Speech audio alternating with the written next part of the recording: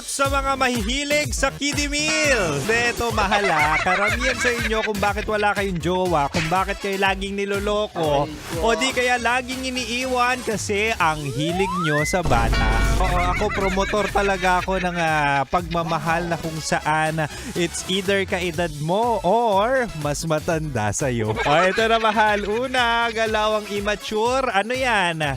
Inconsistent.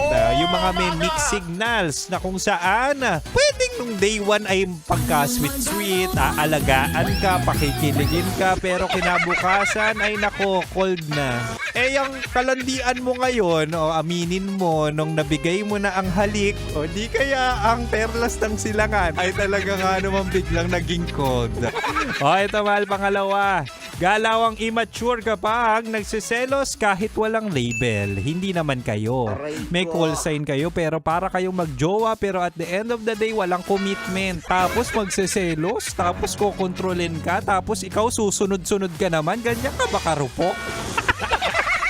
Uy, red flag yun Immature pa yan. Bakit? Kasi at the end of the day, kontrolin ka dapat, pero dapat sa'yo na. Kontrolin ka dapat, pero dapat jowa mo na. Pero kung hindi mo naman jowa, bakit ka susunod? Might as well, maghanap ka na lang ng iba, yung matured at hindi takot sa salitang commitment. Ito na mahal, pangatlo at panghuli. Ay nako, galawang immature kapag nagpo-post ng parinig sa social media. Ay nako, sinasabi ko sa inyo, delikado ma-fall o magkaroon ng relasyon na talaga nga namang bawat kibot, bawat away i-status sa Facebook na talaga nga namang maraming makikiusisa at maja-judge ka na agad. Gusto mo ba yun?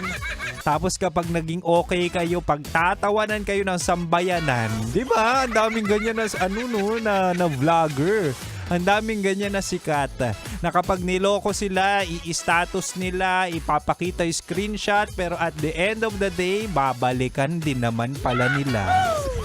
Diba? Immature pa yan kapag ganyan. Ang matured na relasyon o jowa ay talaga nga namang aayusin muna, kausapin ka privately. Ganon ang matured.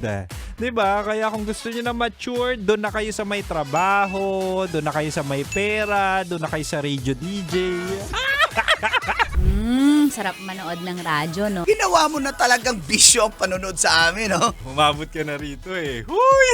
Kaya kung gusto mong tuloy-tuloy pa ang tawanan, Iyakan at kiligan, aba, i-like mo na ang video na ito. At mag-comment ka na rin, kabisyo, Hit mo na rin ang notification bell. para updated ka sa mga kaganapan namin dito sa Love Radio. kailangan pa bang i-memorize yan? Basic.